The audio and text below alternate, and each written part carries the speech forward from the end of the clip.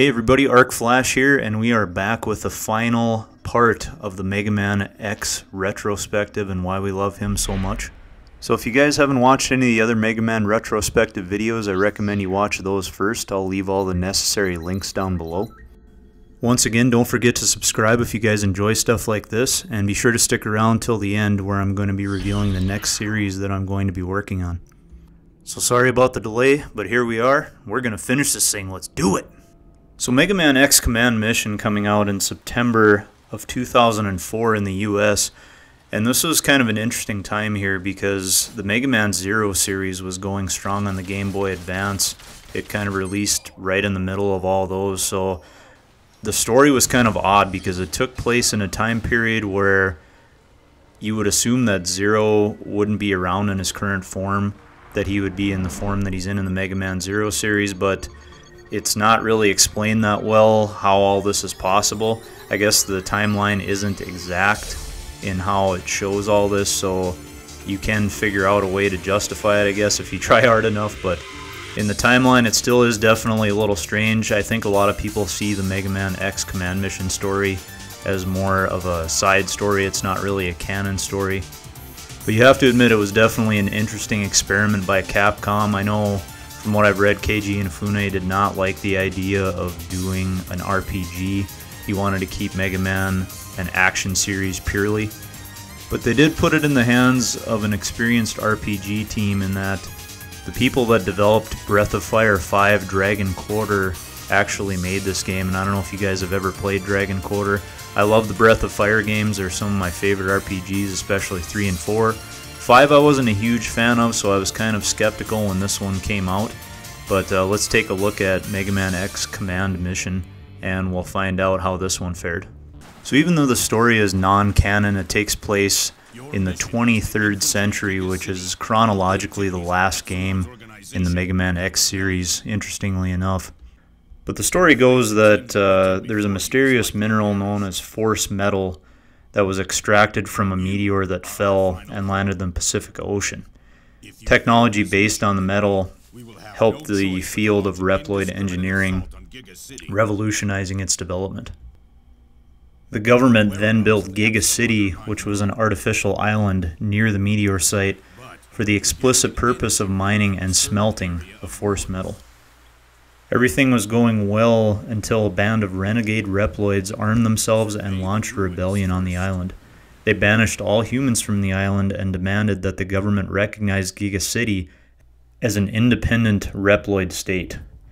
Kind of sounds like Mega Man X4, doesn't it? After this incident, the leader, known as Epsilon, was branded a Maverick, unsurprisingly, by the government. And then a Maverick Hunter team was dispatched to Giga City under the command of a new character named Redips to liberate the island. And no big shocker here, the Maverick team consisted of Zero, X, and a newcomer named Shadow. The team is dispatched to a location known as the Legrano Ruins, where Epsilon has been located. So the team then has to fight their way through the Legrano Ruins and find out where Epsilon is hiding. After locating Epsilon, Shadow betrays Zero and X. Zero and X, outnumbered, launch a desperate plan to escape. Now the voice acting here, while decidedly Canadian, very thick accents, you can tell that they put a little more effort into this, which is good. Not everybody's the greatest, but all the main characters are voiced pretty well. I don't mind X. Zero sounds a little bit like a surfer dude, but still one of his better voice acting jobs, I'd say, in comparison to all the other ones, which wasn't much to live up to be quite honest. Anyway, Zero gets blown off the platform while X makes his escape, so they get separated. And after that, the rest of the game focuses on gathering a team with Mega Man X to figure out how to defeat Epsilon and the Rebellion Army. So obviously the biggest change from a typical Mega Man game would be the fact that it's an RPG, so it does have a traditional turn-based battle system like your standard RPG. I do like this battle system because you can see whose turn comes next, so you can strategize, you can use different moves and super moves. They have action triggers, kind of like a limit break from Final Fantasy VII, I would say you'd compare that to. You can even use different armors, like X starts off with an armor called the X Fire armor, and he does get access to other armors later on, but it boosts his power, gives him access to new moves that he wouldn't normally have. Zero has his black armor, and there's a few other characters that all have the ability to utilize this technique, and everything in the battle system is based around weapon energy. Different kinds of weapons use different amounts of weapon energy. So for example, sub-weapons, since they don't do as much damage, don't use as much, maybe 10 or 15%. Regular weapon attacks use 25%. And for full charge moves, you can use up to 100% of your energy. So one of the other cool aspects is you can do what are called final strikes, which allow you to do a combination attack with the other members of your team once the enemy's health gets below a certain percentage. So it's definitely a lot meatier battle system than you would expect from a game like this. The strategy behind the battle system is you either have to decide if you want to build up your weapon energy so you can use more powerful attacks, or do you want to use smaller, less powerful attacks but yet be able to attack every turn or every other turn. Like I said, while I do like this battle system, I feel like the encounter rate in here is just way too high. That was a problem that a lot of RPGs had with random encounters, that every few steps you'd be getting into a battle, so there'd be some rooms where you'd be able to run around the room for a couple of minutes and not get into a fight, and then the next one, every 2 steps you're getting into a battle, so it makes progress kind of frustrating sometimes. But for people that are used to RPGs, it's okay, you can tolerate it. Just be aware that that is an issue with this game, just like a lot of RPGs were back in the day. The game's also got a lot of other traditional RPG aspects, such as weapons you can equip, force medals, which are kind of like accessories that boost your character's stats, and to add a little Mega Man X flair to it, you use sub-tanks to heal yourself instead of traditional potions like you'd find in a lot of role-playing games. Unless you grind a lot, some of the boss battles can be definitely challenging in this game. It's a good thing that they give you the ability to switch characters back and forth, swap them in and out. I always like that. Gives you a lot more freedom in battle. One thing in this game too, I really love Axel. He has his copy ability. He can copy any of the bosses in the game after you beat them, kind of like the robot masters you do fight bosses. Just like in the X games, just with a party this time instead of X by himself. But Axel can copy any of those bosses' abilities, and it makes for some pretty cool battles, because being able to use the boss's abilities against them is a pretty traditional Mega Man thing, obviously, and they still are weak to certain elements, so that's one thing that they kept from the Mega Man X games too. So I think this RPG did a good job staying faithful to the Mega Man lore and the traditional way of doing things that Mega Man X fans were used to at that time. The game's also got lots of dungeon crawling, item finding, all the things that you would find in any RPG that you'd played back in the 90s and 2000s. So that might be kind of its downfall for a lot of people, because if you're used to the traditional Mega Man or Mega Man X experience and you're not into RPGs, this one is probably not going to do anything to win you over. However, if you do like RPGs, I would give it a shot. It's not the best RPG around by any means. The story is pretty trite. There's obviously, since it's not a canon story either, it doesn't really fit into the Mega Man universe, but it is pretty neat to see a lot of these characters interact and fight in a different way than you're used to, actually teaming up at the same time. Pretty interesting experience. And the game isn't terribly long either. If I remember right, I got through it in maybe 25-30 hours. I didn't look for all the armors for X and some of the other specialty items. That will definitely add some playtime on, but it's a pretty short game too, so it's not going to take up a lot of your time, just to kind of see one of the quirkier sides of the Mega Man universe. Again, not for everybody, but if you do like RPGs and you like Mega Man, you may just find some enjoyment with this one.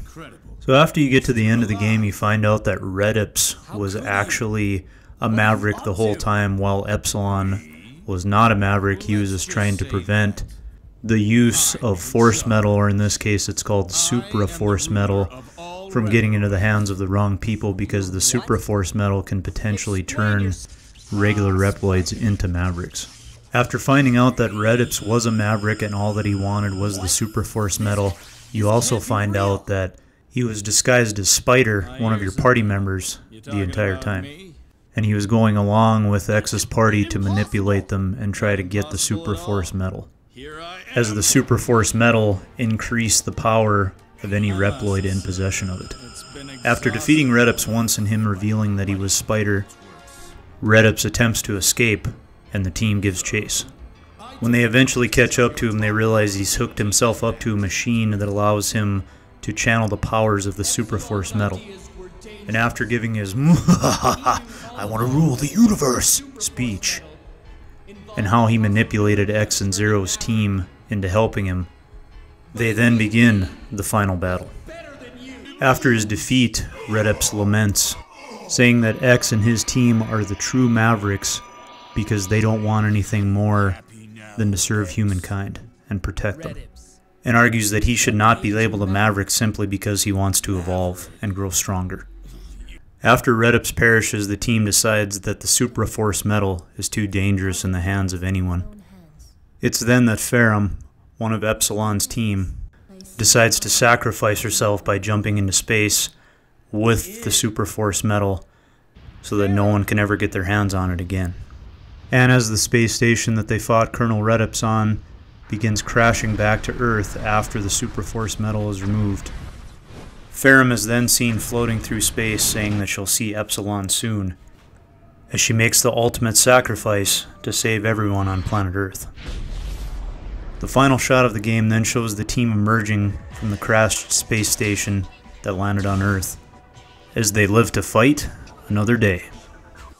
Alright guys, so again, interesting experiment here with an RPG. This is the only one that we would ever get in the series, if you're not counting the Mega Man Battle Network games. Those were RPG-ish, but as far as a traditional Japanese RPG, this is the only one we've ever gotten with Mega Man X.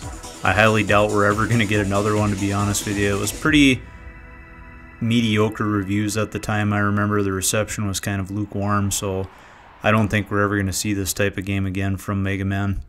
So back to the canon storyline. What happened with Zero after Mega Man X8? We're going to find out in the next step of our journey as we look at Mega Man Zero.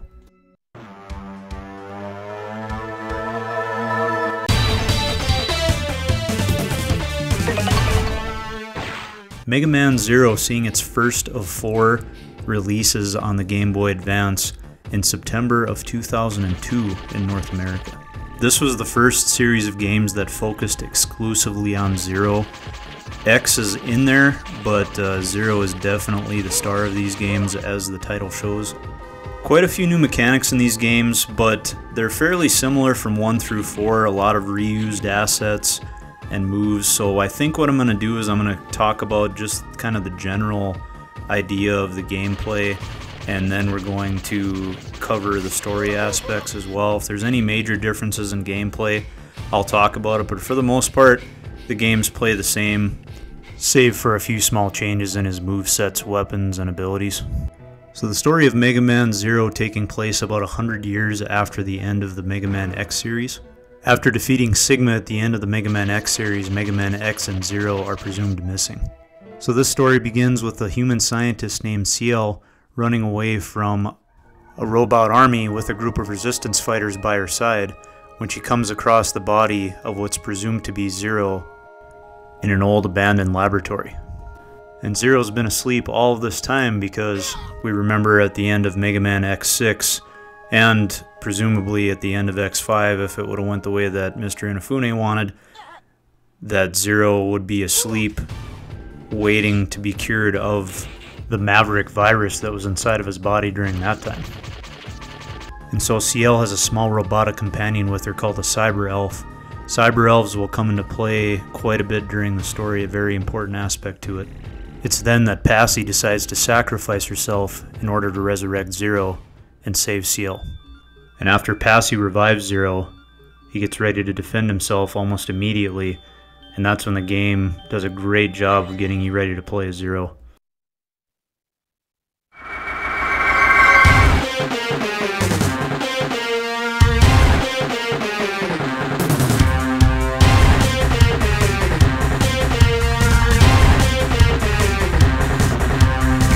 I don't know about you guys, but when I saw this back in the day, I was ready to whoop some ass.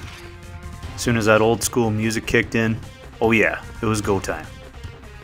Now, one of the most jarring things that you'll probably notice about this right away is that Zero looks a lot different than he did.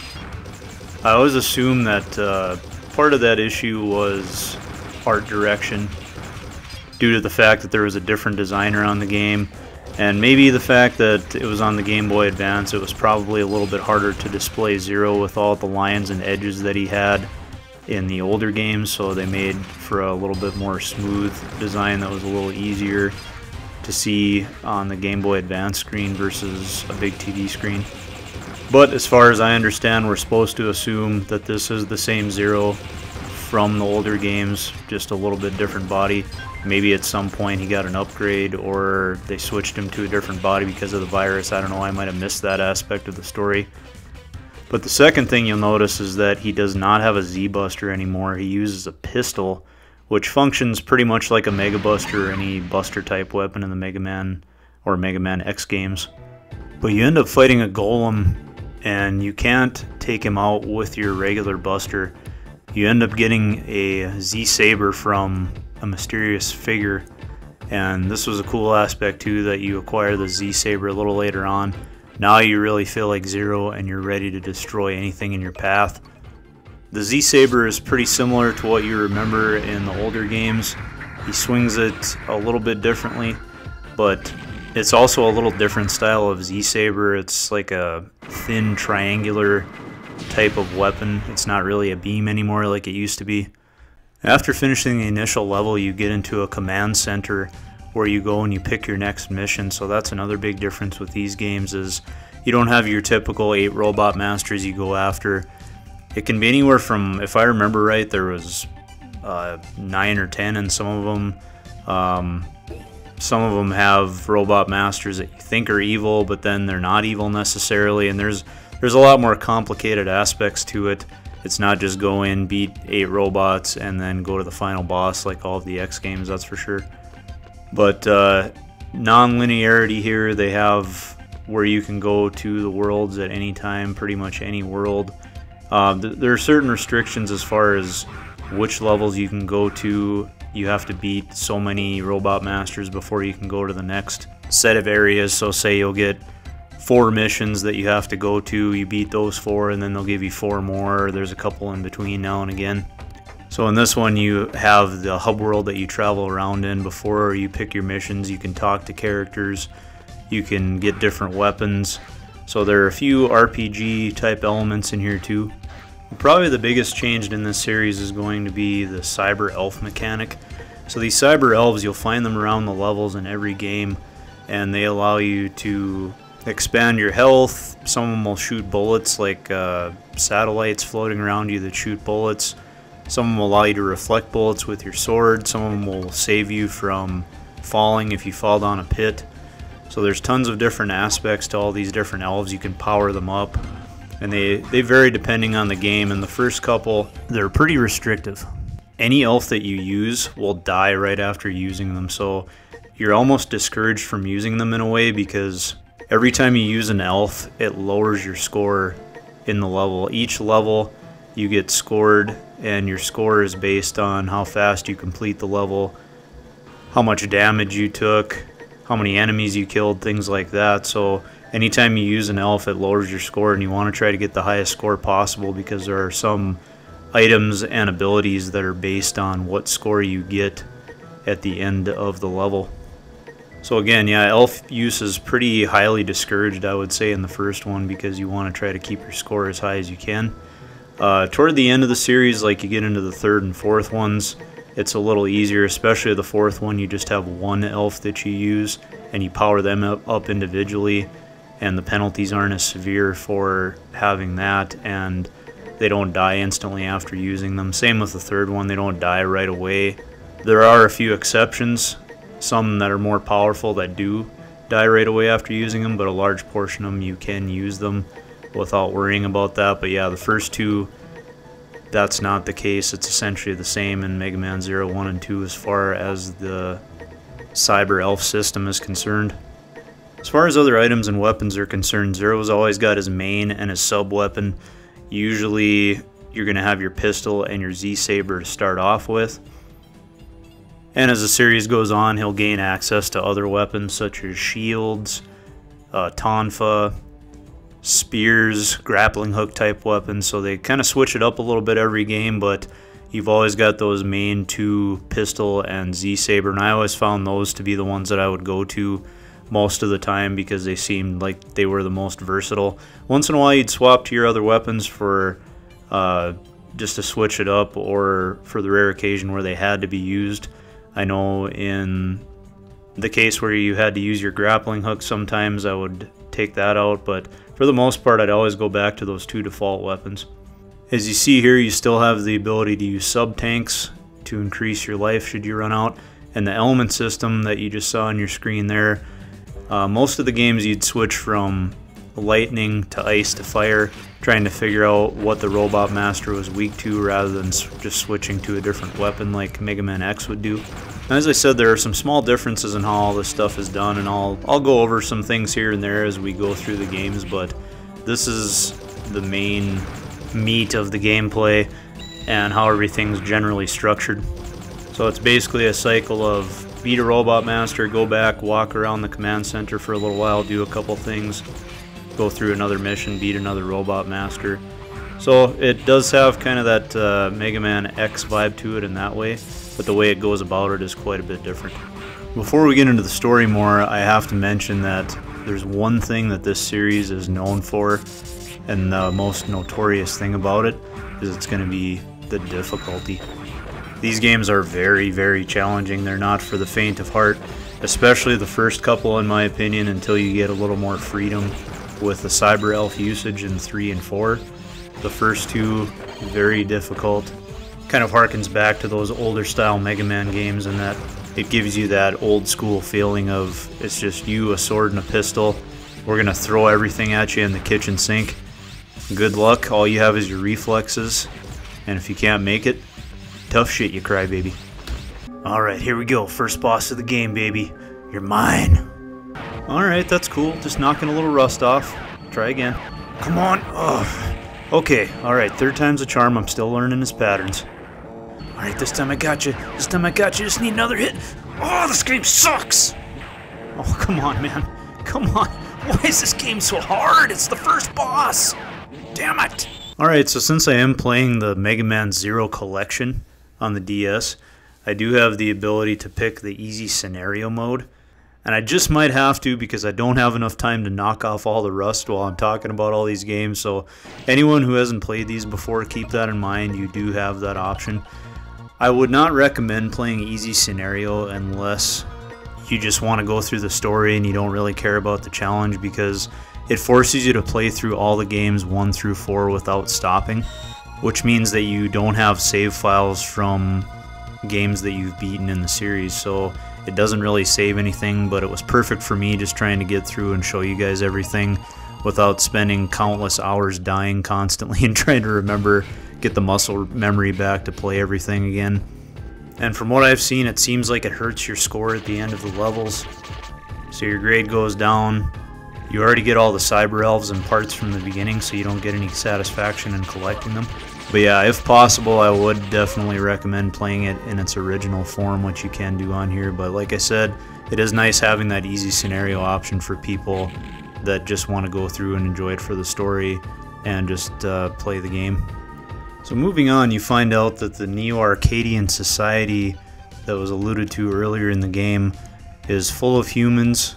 It's the last true utopian human community, and they have a group that's protecting them, led by what looks to be Mega Man X, and that's why all the robots you see at the beginning look similar to X, because X is actually the leader of this army protecting Neo-Arcadia. Neo-Arcadians seeing all of the resistance members as mavericks, and so therefore they're continuously attacking them. And this makes the Neo-Arcadian army especially dangerous due to the fact that there's an energy crisis that's in Neo-Arcadia, so they're looking for any means to acquire new energy. And CL also reveals that it was her who created Neo-Arcadia And it was her who brought X back, just like she brought back Zero, but there's something different about Mega Man X, and she won't quite reveal what it is yet, but we'll find out by the end of the game. After gaining access to what's called the Trans Server, the mysterious figure that gave X his Z-Saber reveals himself to be the original Mega Man X, or so it's presumed. He doesn't exactly say it yet, but he says that the copy of him needs to be eliminated. So the X that's running the Neo-Arcadian army is actually a copy and not the original Mega Man X. Now this aspect of the story came with a little bit of controversy because in the research that I had done on it, it seems like the original idea behind this was to have actual Mega Man X be the leader of this and have the roles reversed where Zero has to take out Mega Man instead of Mega Man X having to take out Zero, like it was alluded to in Mega Man X3, if you remember all the way back to that video. But I don't know where that decision came from, if it was management that told Keiji Inafune that he could not do that and they wanted X to not truly be a bad guy, or however they were going to write the story. They decided to go with this being a copy X, and the real Mega Man X was now in a cyber elf-like form, or whatever state he was in, energy being that he's in now. It's also interesting to note that at the end of all these games, similar to the old Mega Man games, they have it where you go against all the old robot masters. They have like 8 core ones, and then there's a few more that you fight that aren't in here, that weren't as important, I guess, or some sub-bosses that you fight in addition to the robot masters. But another thing I thought that was interesting is there's actually a few of the robot masters that don't die the first time that you fight them. Well, besides the fact that you can fight them at the end like you always do, but they'll just escape, they'll never explode. And there's a few of them that are called the Four Guardians that you fight them over and over and you never actually beat them. They just run away, and they persist in quite a few of the games. I think it's the first 3 going forward, so that's kind of an interesting thing from a storyline perspective that they didn't have in any of the older Mega Man games. When you finally reach Copy X, he tells you that it was him that was responsible for the happiness of the humans at Neo Arcadia, and Zero telling Copy X that he's living a lie because he had to destroy tons of Reploids in order to achieve his goals. This all leads into a final battle with Copy X. After defeating Copy X, Zero comments that Copy X is very weak compared to the original. While Zero has lost his memory, his body remembers that X was much stronger than the copy that he's fighting. This angers Copy X and leads him to reveal his final form. These guys always have one more form in these types of games, don't they? As usual for the series, the main bad guy can't believe he was defeated, Copy X saying that he was the perfect copy, and he doesn't understand how it was possible that he was destroyed. Copy X then activates a self-destruct sequence trying to take out Zero, similar to what Sigma would usually do to Mega Man X and Zero back in the Mega Man X series. Zero barely escapes with his life, and then Mega Man X comments that he's been fighting the war alone for the last 100 years. This war that he's referring to would later become known as the Elf Wars, which we'll get into and they go into in later games, but this is the first time that Mega Man X's form is actually revealed as Obi-Wan Kenobi spirit form that he's got here. But X finally commenting that he'll leave the world's protection to Zero. Zero then says that he'll take care of things while Mega Man rests, as he stands up in front of a giant army of Neo-Arcadian robots. Vowing to defeat all that stand in his way, he begins to fight.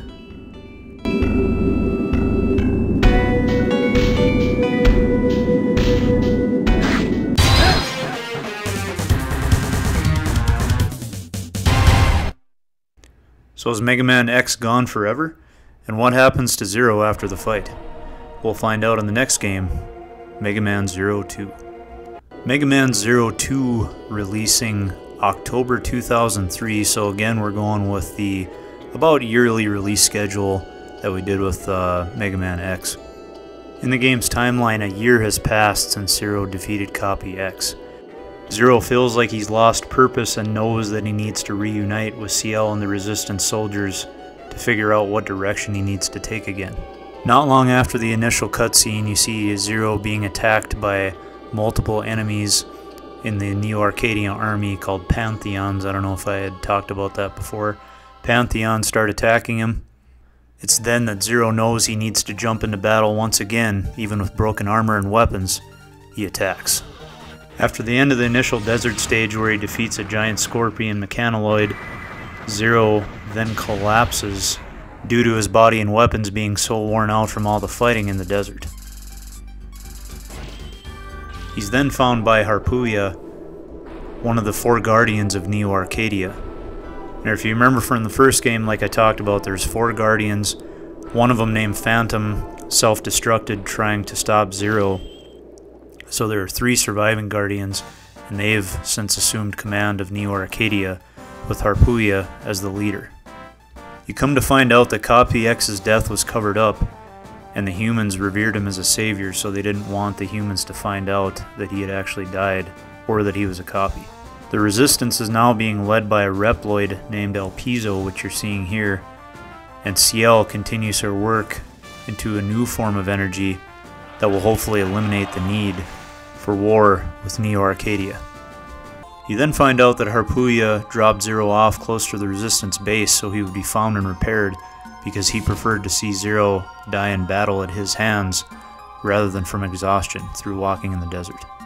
Biggest addition to Zero's arsenal in this game is a weapon called the Chain Rod. The Chain Rod can be used to stick to ceilings, kind of like Whip Attack in Castlevania, if you guys have ever played those. I kind of wish the Chain Rod would have been used a little more often. There's not many times where you actually have to use the Chain Rod to advance. It's kind of handy against some enemies for the range that it has, but I still prefer the Z-Buster overall. You still have the Z-Buster, the boomerang shield that you get. In this case, you get the shield boomerang by default instead of it being an optional weapon that you can get later on. You also no longer have the triple rod, which was the spear from the first game that you could extend up to 3 times. But since you have the chain, it's actually a superior weapon in my opinion to the triple rod anyway. So I wasn't too sad about losing the triple rod and getting the chain rod instead. A couple other small differences with the Cyber Elves. You would upgrade 4 of them to get sub-tanks in the first game. This game you actually find 2 of the sub-tanks like the older Mega Man X games, and 2 of them you would get through upgrading Cyber Elves. Other than that, the Cyber Elves work pretty much the exact same way. You use them once and they die. They have all the same abilities: increase your health, slow time, keep you from falling down pits, things of that nature. So again, Ciel's trying to develop the substitute energy to keep the war from continuing, but El Piso wants to assault Neo Arcadia head-on in an all-out attack, while Ciel is trying to finish her research before that happens. One other aspect to the story is that there is something called a baby elf that they have possession of. Zero will eventually go out to look for a second baby elf, and this is where the Dark Elf comes into play later on in the story, a very important aspect of the story that we'll get into. El Piso eventually loses patience waiting for Ciel to finish her project, so he decides to strike Neo Arcadia through something he calls Operation Righteous Strike. Oh, this dude seems like no trouble at all. I'm sure he's not going to turn into a bad guy or anything like that.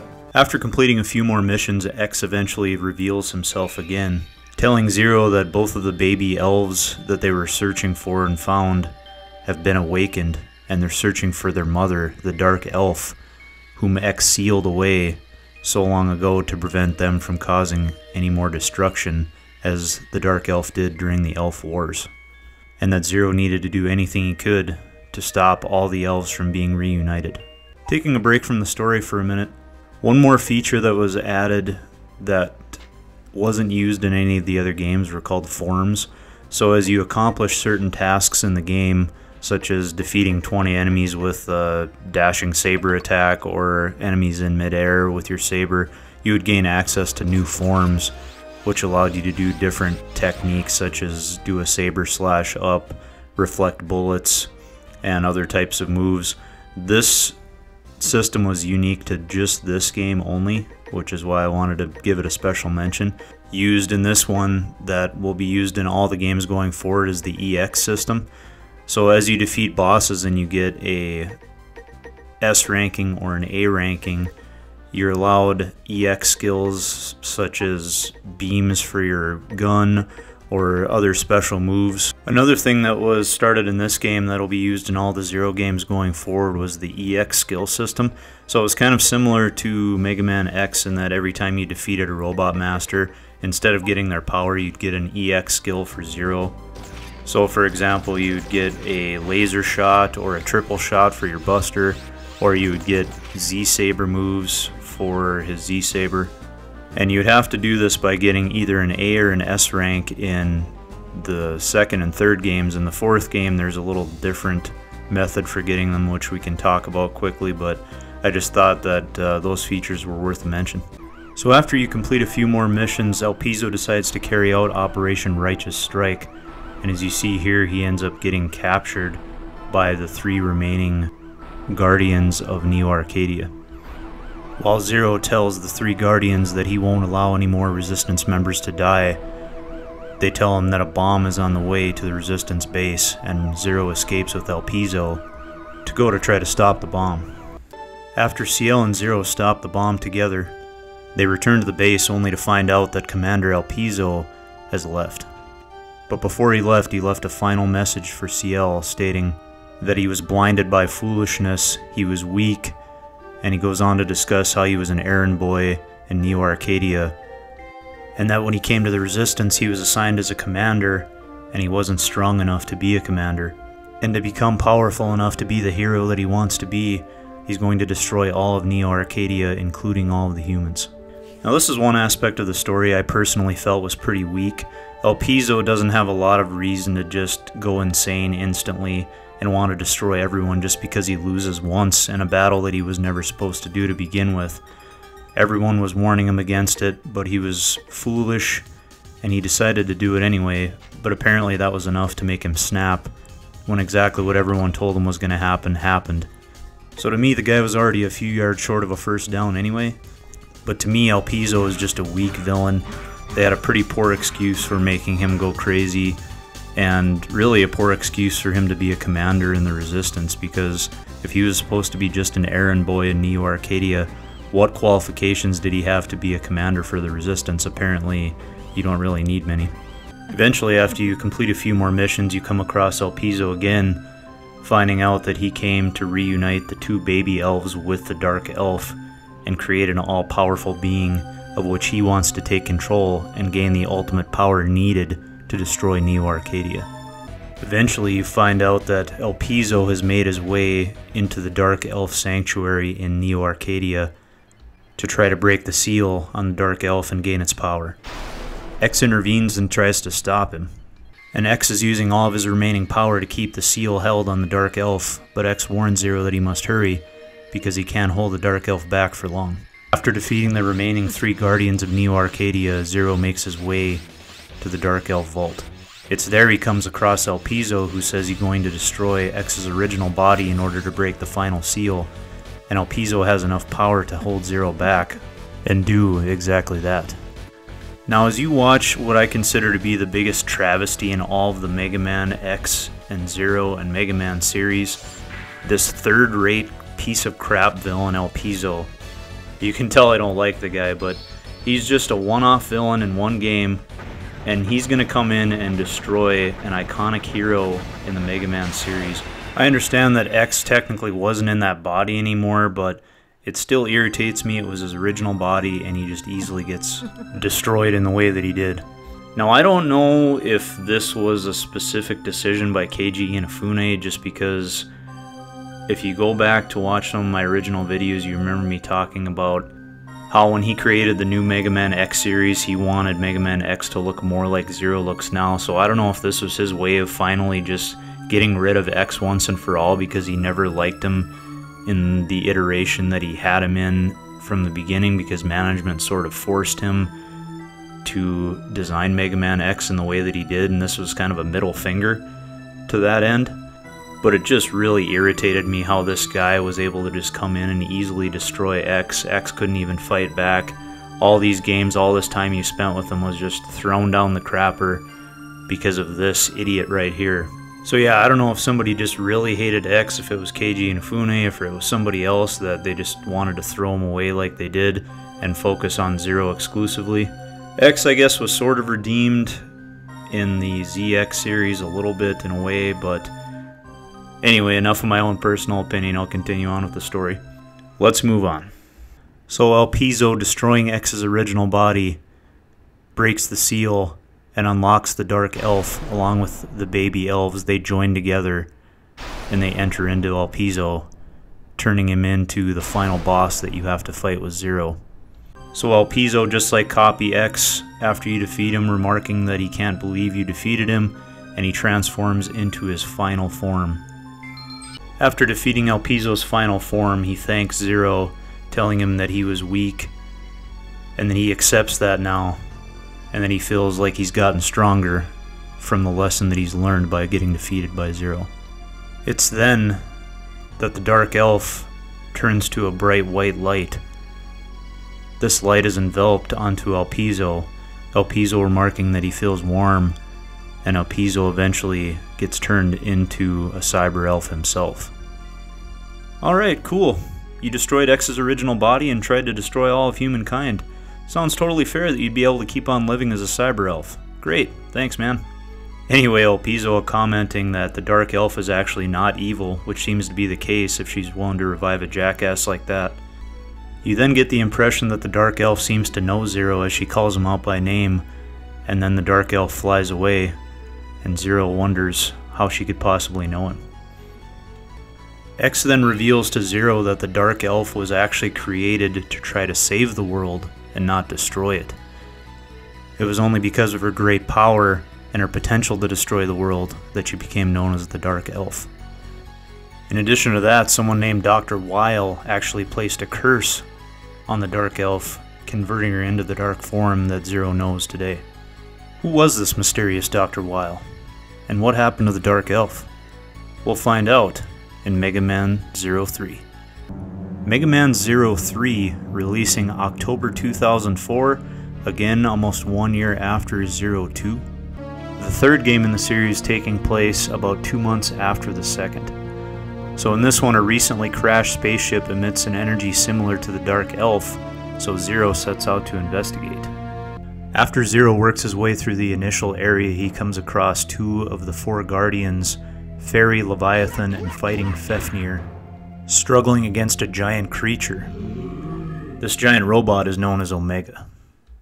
Leviathan and Fafnir, knowing that they can't win, leave the area and leave Zero to fight Omega on his own.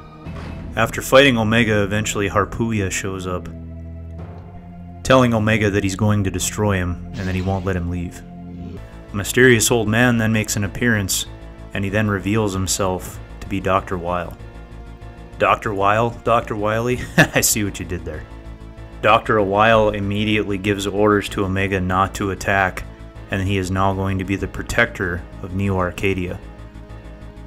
Harpuya then comments that Dr. Weil was supposed to be banished a century ago along with Omega because he was considered too dangerous, and that's when it's revealed that another copy of X was the one who brought Dr. Weil and Omega back. This copy of X apparently a little more perfected than the last one because he looks almost exactly like the original Mega Man X. If you remember, the last copy had sort of weird eyes, they were all red. This one looking a lot more like the original, but he does have a weird stutter when he speaks, so I suppose that's supposed to tell you that he's not quite right, not a perfect copy like he assumes to be. X remarks that they need to keep searching for the Dark Elf to gain their power for what's to come, and then he and Zero should have a contest to see who can find the Dark Elf first and who the better hero actually is. All the while, Harpuya objects, stating that it's too dangerous to humanity to keep searching for the Dark Elf and utilizing both its power and Omega's power to accomplish their goals. Meanwhile, Dr. Weil makes a strange comment to Zero that, "Let's see how far you can get with that body," and Zero wonders what he means by that. I always found there to be an inherent creep factor to Copy X. He's just really strange, and watching him sit there and stutter like that, it just makes you feel weird, like their X is there, but he's not really there. It's just a copy, so it just has this strange, creepy feel to it. I don't know how you guys feel about it, but that's always the way I kind of looked at that scene. So this game changing a few small things. Zero's rod weapon, such as the triple rod he had in the Mega Man Zero original, and the chain rod in Zero 2. You now have what's called the recoil rod, which is like a tonfa. You can aim it in 8 directions. When you charge it up, you can do a stabbing attack.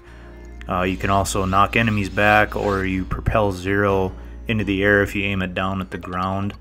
So that was a interesting little addition there. You still have the EX system that works in the same way. One of the bigger changes though is the customization chips.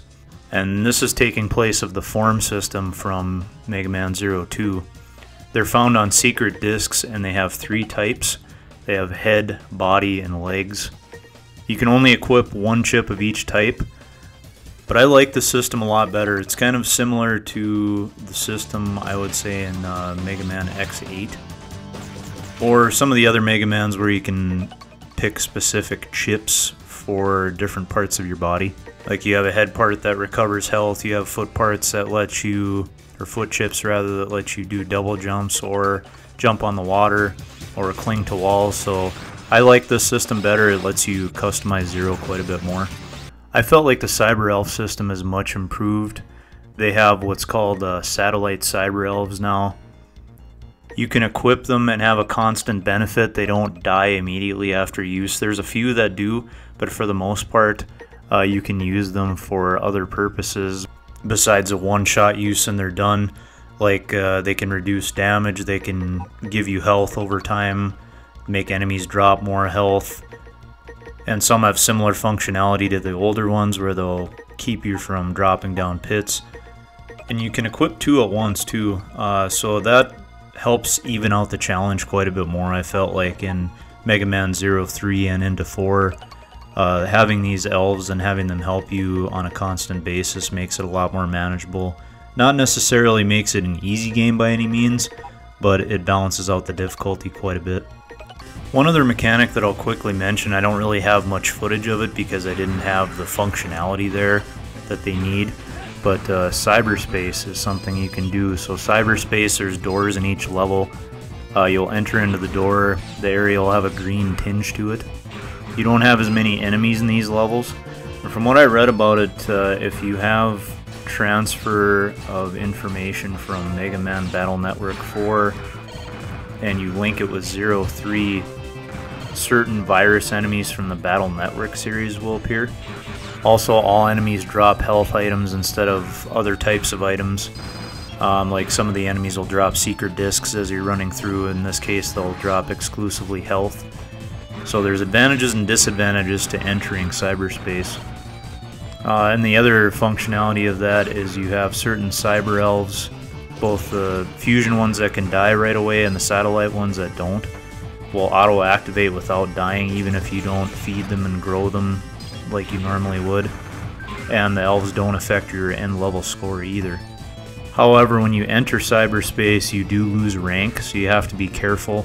Most of the time, if you want to keep your rank as high as possible, you wouldn't even bother entering S or A rank, and remember you need those to get the EX skills, so if you want those skills I would not recommend entering cyberspace. But just another little wrinkle to the gameplay. Also, I don't think I mentioned this before, but Zero will level up as you use a sword and buster in the last 2 games.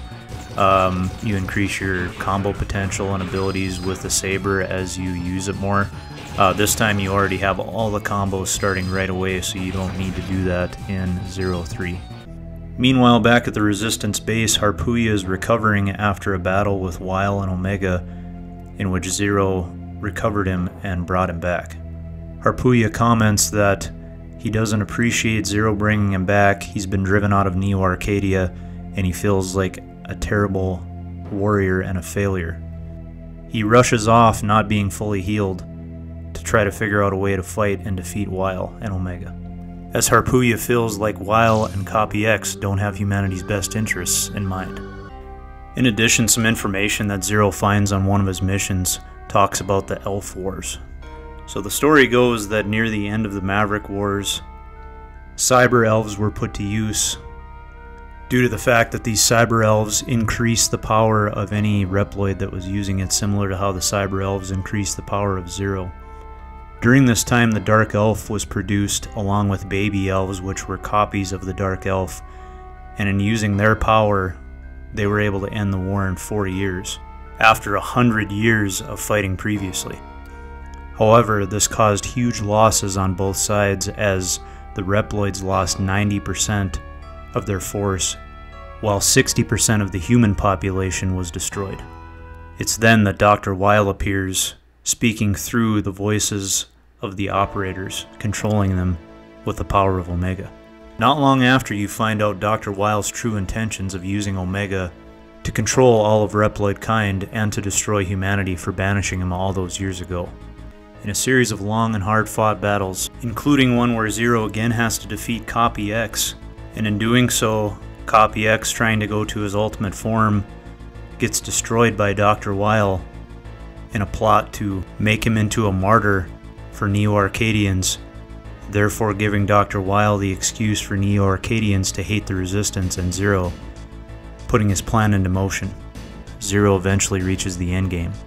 He finds out that Dr. Weil is actually a human and that he was the original creator of Reploids. However, like any typical villain in the Mega Man universe, all he wants is domination and complete power over everything.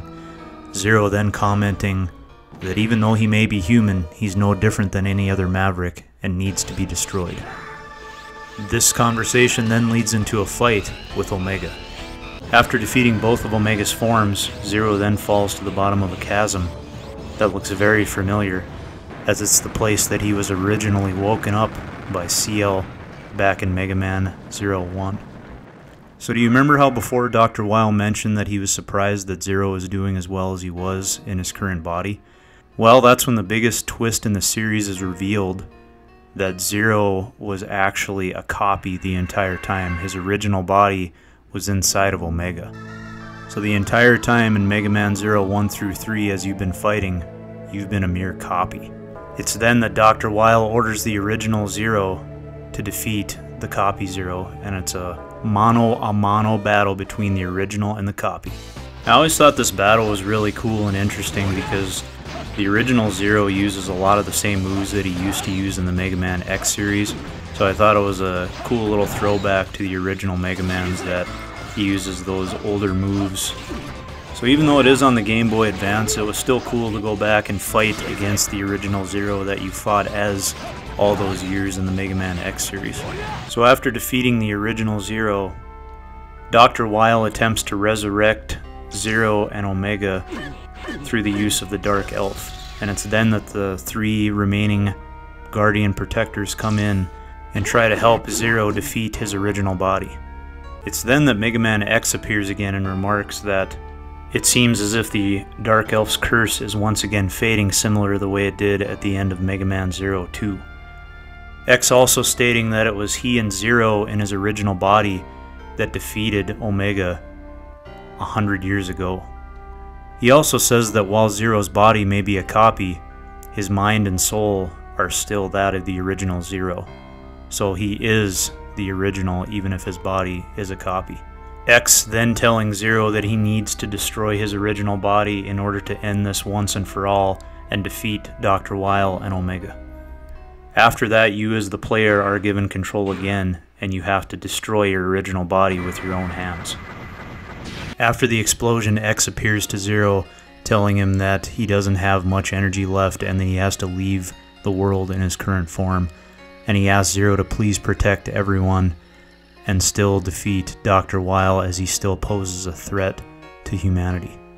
After waking up, Zero realizes that it was the Mother Elf that actually brought everyone back and saved them from the final explosion. And the Mother Elf is now completely cured of the curse that was brought upon her by Dr. Weil. CL again commenting that even though Zero's body is a copy, as long as his heart is his own, he is the true Zero. Now I know this game came with a little bit of controversy of its own because it seemed as if they wanted to end the series after this one, but they did go on to make a 4th one, kind of similar to how they wanted to end Mega Man X5 and they went on to X6. This one did have a 4th. So what happened to Dr. Weil and does Zero ever end up defeating him? Let's take a look at Mega Man 04, the final entry in the series, and find out. Mega Man 04, like clockwork, releasing in October of 2005. Now I imagine because of the reusing of some of the assets and how it's simpler to develop for systems like the Game Boy Advance, they were able to pretty easily stick to this yearly release schedule. So let's look at the final game in the Zero series and see how this one holds up. So even with the death of Omega and the original Zero in the last game, Dr. Wile is still the leader of Neo Arcadia. He escaped just like Dr. Wily did back in the day, and he currently oppressively rules over Neo Arcadia. So much so that a group of humans is actually left to try to find their own settlement. The game then begins with that group of humans that are trying to find that settlement being chased by a new type of enemy soldier called a variant. So for the first 3 games, we had the generic Pantheon enemies, and now we're going to the variants as kind of the cookie cutter soldier type that you fight against in this one. So as you're seeing here, similar type setup to 03. They've got different chips you can use that allow you to charge faster, gain health. The foot chips are pretty much the same. The body chips are quite a bit different, however, that they don't give you elements with these. Instead, they give you things like increasing invincibility time or resistance to spikes. And also you create the chips this time through parts you find by defeating enemies, so that's another big change. You actually have to create them rather than just randomly finding discs as in 03. The biggest battle change in this one is Zero has something called the Z-Knuckle. With the Z-Knuckle, he can go up to a lot of different enemies, steal their weapons, guns, shields, things like that. So as you see me do here, I stole the shield from this enemy. Obviously doesn't protect against everything, but they use this as a substitute for the typical weapon variations that he gets. So you always have your Z-Saber and your Buster Gun, but the Z-Knuckle is kind of a catch-all because you can use it to steal tons of different weapons from enemies.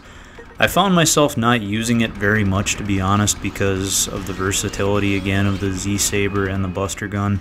It seemed like most of the weapons that you would steal really aren't that much more useful than your existing weapons, save for a few exceptions, but they do have this. They're trying to switch it up a little bit, so I do applaud them for trying to add a little variation there at least. The Cyber Elf system also got a pretty big change, and to me it's a better change because they simplified the system. Instead of having tons of different Cyber Elves for different functions, you have one named Croyery, or Croyer, however you pronounce it. And you can power her up to have the abilities of all these different Cyber Elves that you would normally have to use. So they give you similar abilities to a lot of the old Cyber Elves, it's just that you can't go above the max level of Croyery. So it does restrict you in that way, but I thought it was a neat system. I thought it was the most enjoyable use of the Cyber Elf system. I think by Mega Man 04, even though it technically probably wasn't supposed to exist, it seemed like it was the most refined game of the series as far as how you utilize your abilities, how you gain abilities, which I'll get into here in a minute. But yeah, the Cyber Elf system, pretty fun. I did like it. Overall, pretty intuitive. The other big change is with the weather system. Now with the weather system, they made this a lot more traditional in that there's 8 stages you pick from each boss right from the outset. They don't give you some missions and then you go on to the next one. So it's a lot more like Mega Man X in that way. But with the weather system, you can change it to either sunny, lightning, cloudy, or snow. And that will change the layout of some levels and the Robot Masters. Sometimes the levels are a little bit easier, sometimes they're a little bit harder. The Robot Masters will have more or less abilities depending on what the weather is. So for example, if you have an ice-based boss and you choose to have it snow, the level will be a little more difficult and the boss will have more abilities. And the reason why you want to do that though is you gain their EX ability. And a lot of times those EX abilities have elements tied to them. So it's almost a requirement if you want to make good progress in the game that you have to get their EX skills, because otherwise it's going to make progressive boss fights more and more difficult because you won't have their weaknesses. So you can get through the game, but it makes it a lot easier if you have those EX skills available to you. A quick note here while you're seeing this footage, it's just hilarious to me how you can equip your Cyber Elf with all these abilities at once, and it just becomes a constant machine gun of ice and fire and electricity, and pretty much nothing can touch you. Makes you feel pretty powerful. It makes the game pretty easy in that way, but I just thought it was kind of funny how much they empower you with this Cyber Elf and how it can just destroy everything in your path without you even having to try that hard. Getting back to the story again, after Zero defeats the enemy, he encounters the group of humans, the most important one in the story being named Neige, who used to be a journalist at Neo Arcadia, but now her and her group have left to try to find another place to live. The humans at first definitely don't take too kindly to Reploids because of everything that had happened in Neo Arcadia previously, so later on he's informed that if he goes to the camp he's probably not going to be treated very kindly. She then goes on to explain how oppressive Dr. Weil is in his rule and why they had to escape, because he's now oppressing both human and Reploid at Neo Arcadia. So they're on their way to a settlement called Area Zero where they hope to escape from his rule. So most of the rest of Mega Man Zero has to do with Zero trying to protect Area Zero and also try to figure out a way to take out Dr. Weil once and for all. Shortly after, you run into an annoying little rooster guy who you assume is probably one of the robot masters, and oh damn, yep, he's with all of them at once. So this is the first time that I think I've ever seen all the robot masters in one place at one time. It's pretty intimidating. I don't think anyone would want to take that on all at once. Luckily, before Zero has to fight them, their leader, Commander Kraft, descends and tells them that they don't have clearance or time to fight right now. He then goes on to tell Zero of a new weapon called Ragnarok, which is set to destroy any nature that has grown in Area Zero and prevent the humans from being able to survive. And as it turns out, Kraft states that Dr. Weil wants all nature to be utterly destroyed using Ragnarok. Since Dr. Weil doesn't want any humans living outside of Neo Arcadia. As expected, when Zero and CL go to warn the humans at Area Zero of their impending doom, the humans outright reject their pleas and their offer of help, saying that they can take care of themselves and they don't want Reploids to help them. Zero telling CL that they have to make their own decisions and they can't force them to leave. Shortly after completing a few more missions, it's discovered that Dr. Wheel's army has descended upon Area Zero and they're trying to take out the humans that are living there. So Zero, despite the humans rejecting him, goes to help. After saving the residents of Area Zero, you find out that Neige has been kidnapped by Dr. Weil, and Zero heads out to rescue her. After finding Neige, Zero is confronted by Kraft and Dr. Weil. And you then find out that Kraft and Neige were friends in Neo Arcadia. Dr. Weil, being the generic bad guy that he is, talks about how all he wants to see is human suffering in his ultimate rule over everyone. Meanwhile, Neige tries to convince Kraft that he was once a proud soldier and warrior and wonders how he would be capable of doing such a thing, while Kraft argues that there's no hope left for humankind and this is the best way to keep everyone alive is to keep them in Neo Arcadia and destroy everything else. Neige stating that she would basically rather die than go back to Neo Arcadia, and it's then that she throws a flash bomb and allows Zero and Neige to escape. Even after stopping all 8 of the robot masters, Dr. Weil still was able to follow through with his plan with Ragnarok to power it up and try to destroy Area Zero. And you also come to find out that Area Zero was actually the site of the Eurasia incident all the way back from Mega Man X5, where that part of Eurasia crash landed. This is what's known now as Area Zero. However, just as Dr. Weil thinks he's won, Kraft takes over the intercom signal and states that he is actually the one controlling Ragnarok. He's taken it over from Dr. Weil. So at this point you're made to think that Kraft is choosing a better path and that he's preventing Ragnarok from being fired. Kraft's plan is to point Ragnarok at Neo Arcadia and fire there instead. However, due to the fact that there are still Reploids and humans living in Neo Arcadia, Zero and the team know that they need to go and stop Kraft from firing Ragnarok. So Zero heads off to the final destination to take on Kraft and take out the Ragnarok weapon. While Zero rushes with all of his might, he's unfortunately unable to get to Kraft before he fires Ragnarok upon Neo Arcadia. After finding and defeating Kraft, he and Zero get into a philosophical debate about what it means to be a Reploid. Zero stating that Reploids need to just listen to humans, their creators, and they're there just to fight and protect them. Kraft questions why Reploids even need to fight at all to protect humans when humans do nothing but fear Reploids and make them fight one another.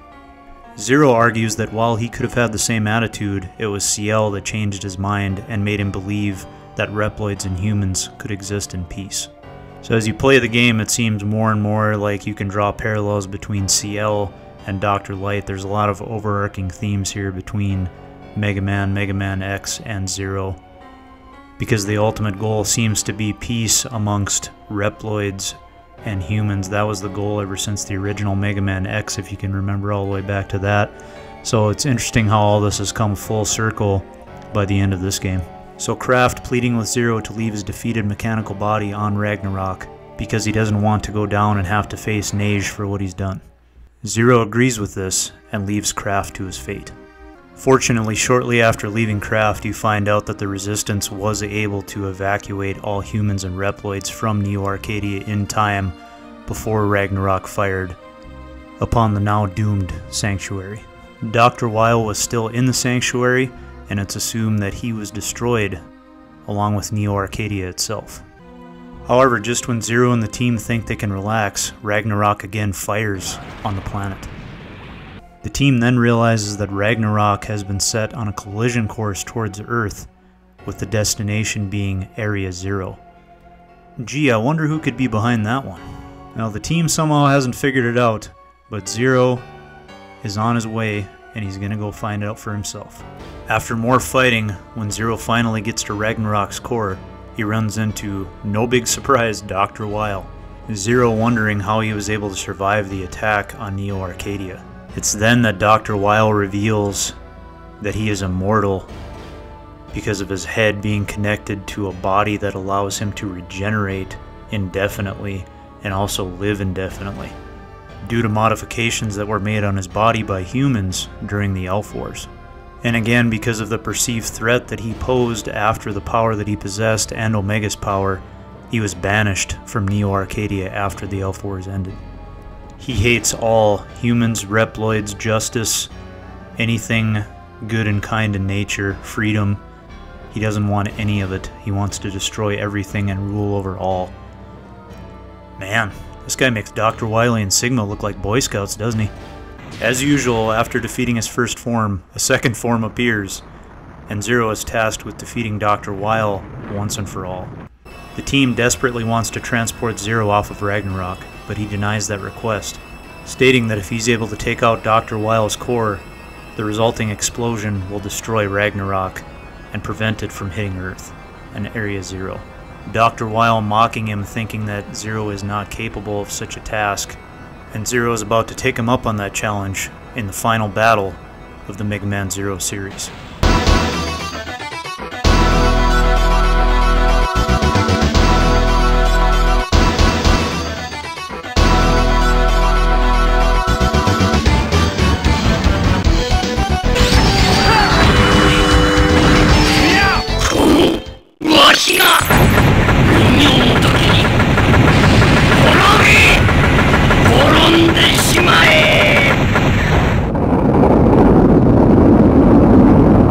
After defeating Dr. Weil once and for all, Ragnarok explodes in a brilliant flash of light. Zero was successful in his mission to destroy Ragnarok, as now most of it's going to burn up in the atmosphere, and the danger to Earth is past. Ciel then runs outside to see the results of Zero's efforts.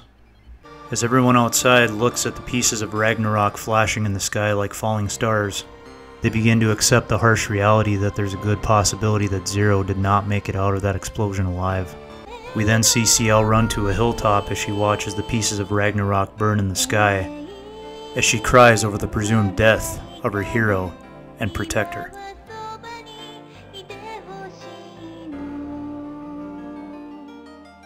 At the end of the credits, Ciel then looks to the sky, vowing to Zero that she's not going to let his sacrifice be in vain, and that she will find a way for humanity and the Reploids to live in peace once and for all. And all the while she maintains a small glimmer of hope that Zero might still be alive somewhere and that she'll see him again someday. The final shot of the game then shows Zero's shattered helmet buried in the desert, with the sun rising in the background, giving you the player as well hope that Zero might still be alive. Without a doubt, a very sad ending to the series. Ooh, new wallpaper. Whew.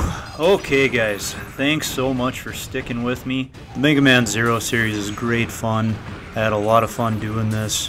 If you can get past the difficulty, especially in the first two, I think you guys will have a lot of fun with it. Highly recommended. For me, I don't think anything is going to surpass the fun and the memories that I have with Mega Man X, but this is definitely a worthy series for Zero.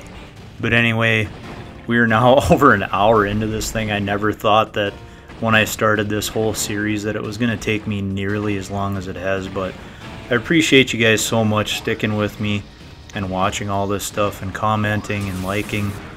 It keeps me going, it keeps me motivated doing all this stuff. I've been working on it for hours and hours, countless hours. I can't even count how many anymore. But I do hope you enjoyed the story breakdown. I know quite a few people wanted me to get into Zero's story as well. They wanted me to get him some justice in his series, so I hope I've done that for you guys today. Now take a break if you want to. I'm going to keep going a little bit if you want to come back later and watch, but I do want to briefly touch on the Mega Man ZX series. We're not going to go into a lot of detail just because I feel like those stories are so far removed from the main storyline that it's not really something that I want to break down in super detail, but I do want to mention them at least because they are part of the handheld series of games, so we'll briefly go over a couple things on them. We're going to talk about the future of the Mega Man X series for a couple of minutes, and then we'll wrap up with the next series that I'm going to be covering as soon as I get the chance to do that. So, alright, thanks a lot guys. We'll move on to Mega Man ZX and ZX Advent. Mega Man ZX being released September 2006, where ZX Advent came out in October 2007, keeping up with that yearly release schedule.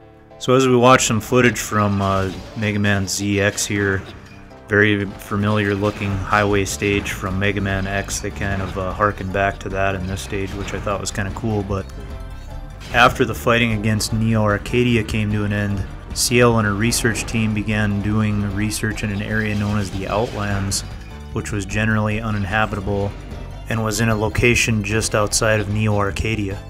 The team came into contact with Dr. Wheel's core from when he had merged with the Ragnarok, and when the team comes into contact with it, they begin to experience severe migraines. This core, which CL calls the W core, begins to turn members of CL's team into mavericks, mainly a Reploid named Serpent. Serpent ends up destroying the research team, and Dr. CL's fate is unknown.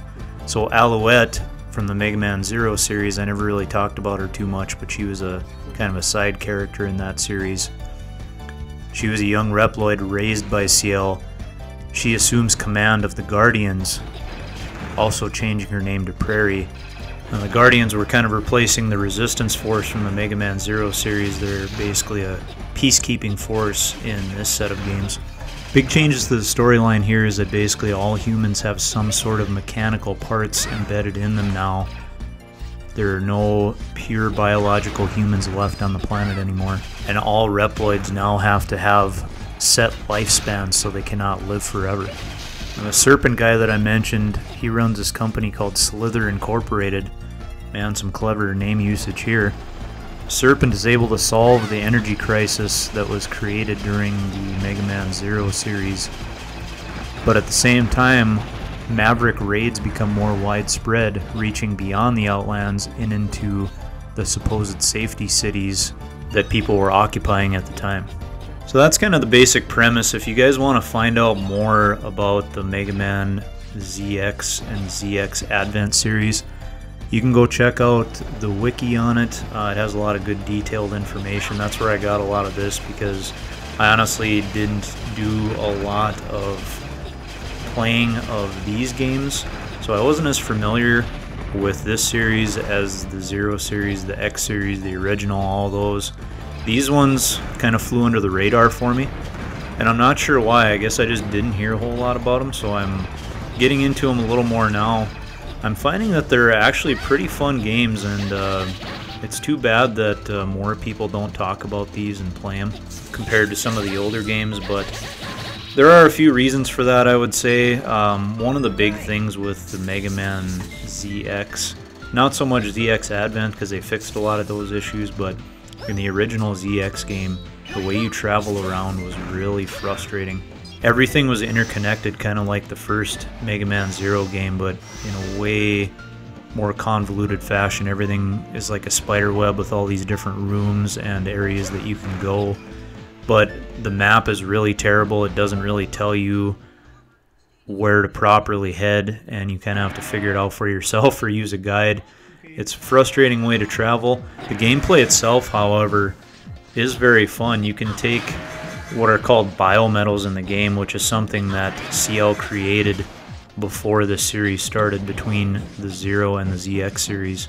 These biometals basically have the DNA of all the heroes from the past Mega Man X and Mega Man Zero games. So you have Mega Man X, you have Zero, you have Harpuya, you have Axel, all these different guys, and you can combine their powers together into different forms and even some new forms that you haven't heard of. So there's a lot of different variety. All the characters play a little differently. They play like their old school counterparts, and they give new moves to some of the other characters that you combine together. Especially when you get into ZX Advent, they have a lot of new moves and techniques in that one. You guys ever notice how they totally steal sound effects from Star Trek and Star Wars though? Just listen to this.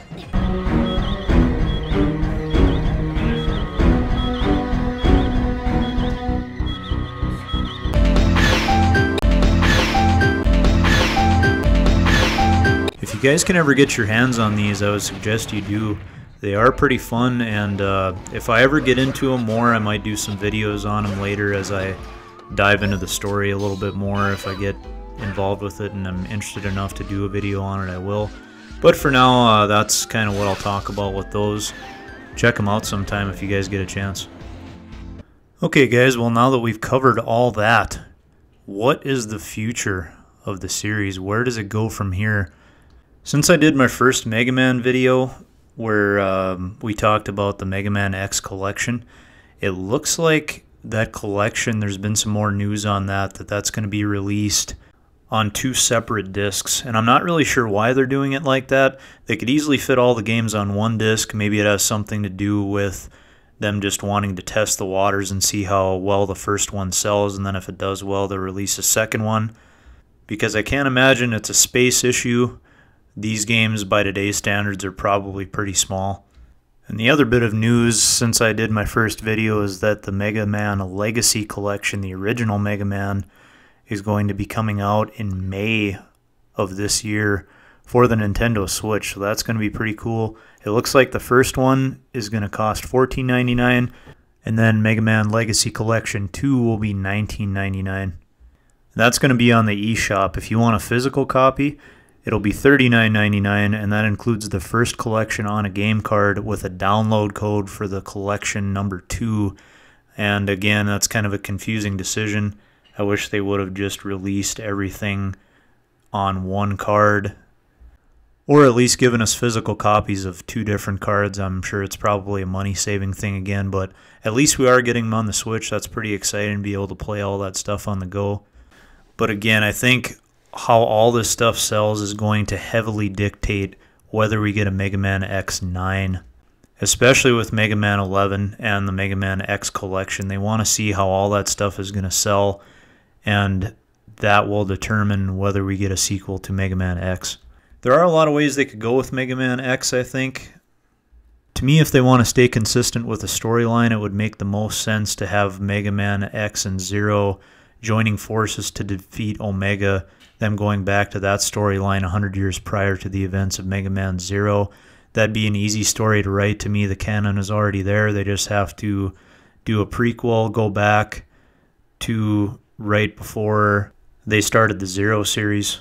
Considering the direction that the Zero series went and what happened with Mega Man X, I can't really see him doing a sequel unless they figure out a way to just magically bring Mega Man X and Zero back from the grave somehow, which they could easily do that too. But from a storyline perspective, it may be easier just to have them coming back and showing their battle with Omega and defeating him along with Dr. Weil for the first time. But what do you guys think? Let me know down below. How would you like to see a Mega Man X9 play out? And what would you like for a storyline? What would you like for gameplay elements? I know I would personally prefer if they kept with the similar gameplay style of, say, like a Mega Man X1 through 4, or even 5. Those were definitely my more favored titles in the series. But we'll see what they do. It could be a pseudo 2D, 3D type thing like they did with Mega Man X8. Hopefully they don't try to make it fully 3D like they did with Mega Man X7, but I think they learned their mistakes from there, especially seeing Mega Man 11 and how that's basically 2D. But yeah, let me know down below, guys, what do you want from the future of the Mega Man X series? What do you want to see play out with it storyline-wise, gameplay-wise? I'm sure you guys have a lot of great ideas of how you'd like to see it, being a dedicated Mega Man fans as well. Alright guys, again, thank you so much for watching all these and going on this journey through the Mega Man and the Mega Man X universe. I appreciate it so much. I appreciate you guys. I think I've definitely found a little niche here with in the gaming space with these Why Do We Love series, so I'm going to keep going with these. People definitely seem to like the retrospectives, and I like talking about them too, so I'm going to show you guys the next game that I'm going to be hopefully working on fairly soon, and I will see you guys on the next video. Thanks a ton for watching. This is Arc Flash. Again, don't forget to subscribe if you enjoy this kind of stuff, but I will see you guys on the next video. Take care. This is Snake. Do you read me, Otacon? Loud and clear, Snake.